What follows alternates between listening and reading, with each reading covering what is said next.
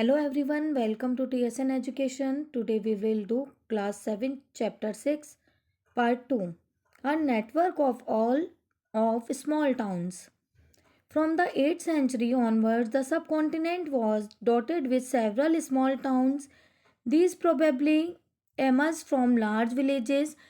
They usually had a mandapika or mandi or later times to which nearby villagers brought their produce to sell.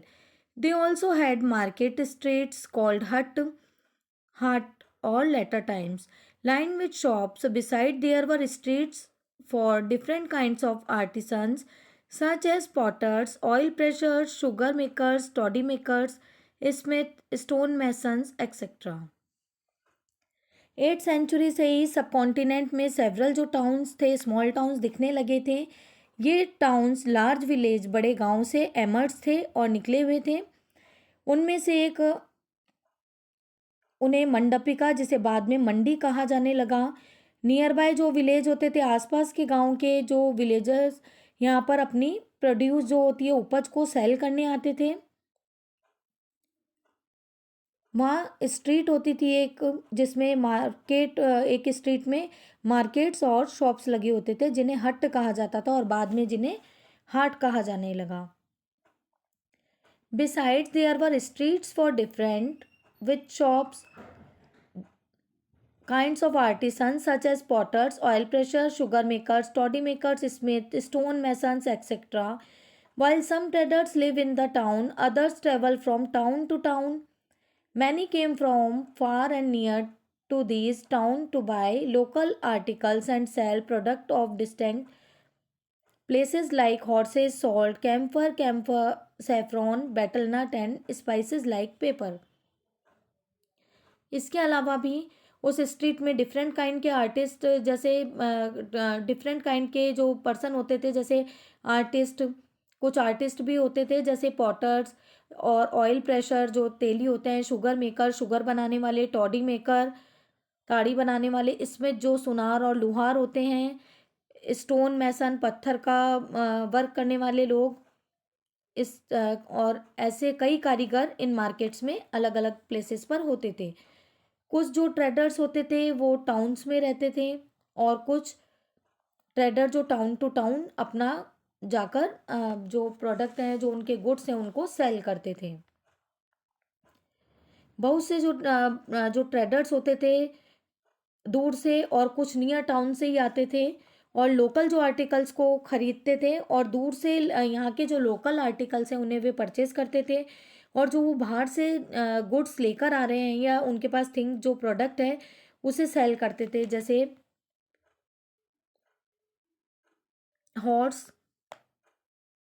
Horses हो गए और salt, नमक हो गया, camphor, Kapoor, saffron, केसर, बेटलनट, पान सुपारी, स्पाइसेस जैसे कि काली मिर्च जैसे मसाले वो वे लोग जो ट्रेडर सेल करते थे. यूजुअली ये सामंत और इन लेटर टाइम्स जमींदार built A fortified palace in or near these towns. They leave taxes on traders, artisans, and articles of trade and sometimes donate the right to collect these taxes to local temples which had been built by themselves or by rich merchants.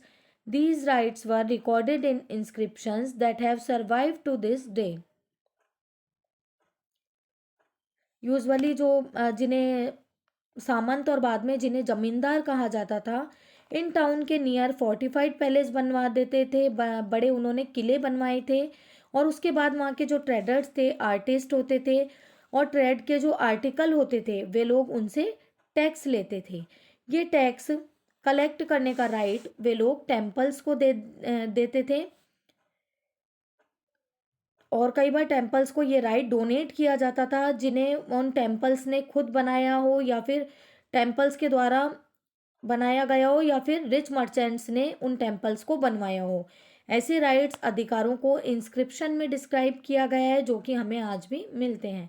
Taxes on markets. The following is a summary from a 10th century inscriptions from Rajasthan which lists the dues that were to be collected by temple authorities. There were taxes in kinds of sugar and jaggery, dyes, thread, and cotton, on coconuts, salt, areca nuts, butter, sesame oil on cloth. Beside, there were taxes on traders, on those who sold metal goods, on distillers, on oil, on cattle fodder, and on lots of grain.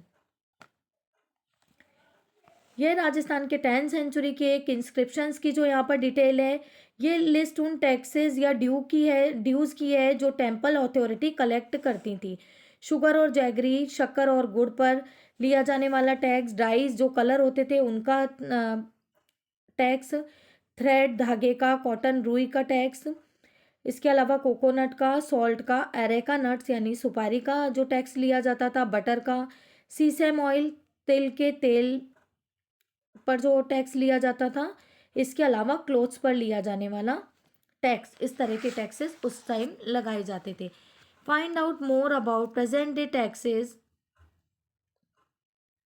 Besides, there were taxes on traders, on those who sold metal goods, on distillers, on oil, on cattle fodder and loads of grain. इसके अलावा भी कुछ जो व्यापारी traders होते थे और जो मेटल की गुड्स को सेल करते थे उनसे भी लिया जाता था टैक्स, और कैटल फॉडर जो पशु का चारा होता है उस पर टैक्स लिया जाता था। ग्रेन के जो लोड्स होते थे, बोरे होते थे अनाज के, उन पर भी टैक्स लगाया जाता था। Some of these tax were collected in kind, कुछ जो टैक्स है वो काइंड्स को कलेक्ट करके लिया जाता था, और जो दूसरा टैक्स है वो कैश के रूप में कलेक्ट किया जाता था। Find out more about present day taxes on market. Who collected these, कि आप ढूंढिए कौन से टैक्सेस आज के टाइम लिए जाते हैं और उन्हें कौन कलेक्ट करता है। Traders bigs and smalls. There were many kinds of traders, this included the Banjara, several traders specially horse traders form association with headmen who negotiated on their behalf with warriors who bought horses. इनमें से कुछ tax का big और जो small traders होते थे, बड़े और छोटे जो व्यापारी हैं, कई तरह के ट्रेडर्स हुआ करते थे। इनमें बंजारास भी इंक्लूड थे। Several traders specially horse trader, बहुत सारे ट्रेडर्स स्पेशली जो हॉर्स ट्रेडर होते हैं उन्होंने अपनी एक एसोसिएशन बनाते थे। इनमें एक हेडमैन भी होता था उनके साथ। वह हॉर्स जो परचेज करने वाले हैं, वैरियर जो होते हैं योद्धाओं से, उनके बिहाफ पर बात करते थे। Since traders had to pass through many kingdoms and forest, जो ट्रेडर्स हैं उन्हें काफ़ी किंगडम्स और फॉरेस्ट से होकर गुजरना होता था। They usually travelled in caravans and formed guilds to protect their interest, इसीलिए वो कारवांस में ट्रैवल करते थे, ग्रुप बनाकर ट्रैवल करते थे, और इसके लिए वो अपने जो इंटरेस्ट है उनको प्रोटेक्ट करने के लिए, अपने हितों की सुरक्षा के लिए वो गिल्ड्स बनाते थे। गिल्ड एक संघ जैसा वो बनाकर रखते थे। There were several such guilds in South India from 8th century. 8th century में साउथ इंडिया में ऐसे कई गिल्ड्स हैं। The most famous being the Manigramam and Nanadesi. इनमें से जो फेमस एक गिल्ड्स है वो मनीग्रामम और नाना देसी गिल्ड्स हैं। These guilds traded extensively both within the peninsula and with Southeast Asia and China.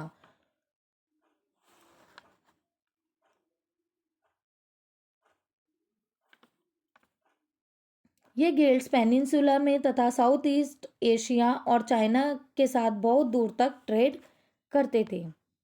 There were also communities like the Kshatriyas and Marwadi Oswal who went on to become the principal trading groups of the country.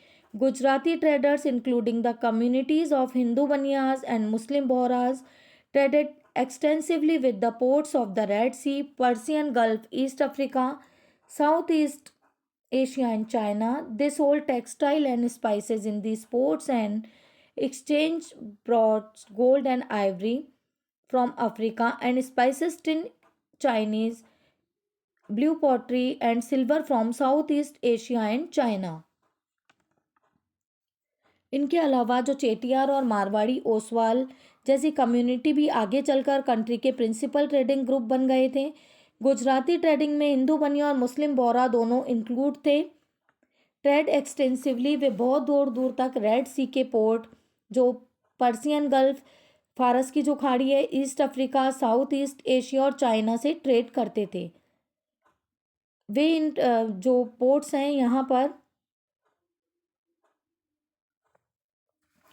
Textile, कपड़े, spices, मसाले sold करते थे और exchange उसके बदले में वे Africa से इस गोल्ड, आइवरी और गोल्ड, सोना, आइवरी, हाथी दांत और साउथ ईस्ट एशिया और चाइना से spices, tin, Chinese blue pottery, एक चाइना की जो ब्लू मिट्टी के बर्तन होते हैं, और सिल्वर लेकर आते थे। The towns on the west coast were home to Arab,